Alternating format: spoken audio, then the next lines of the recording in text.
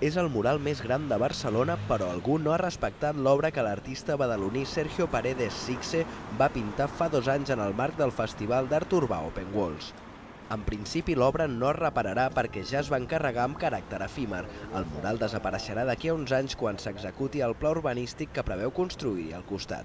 Se'ns donen permisos per pintar parets no consolidades, és a dir, es té en poca consideració l'art mural i se'ns dona espais en els que en un moment donat hi pot haver una afectació urbanística. Com és el cas, els veïns s'han organitzat per aturar la desaparició del mural amb la construcció d'un edifici que expliquen també comportarà la pèrdua del parc que tenen al costat i també perjudicarà l'entrada de llum als habitatges inferiors.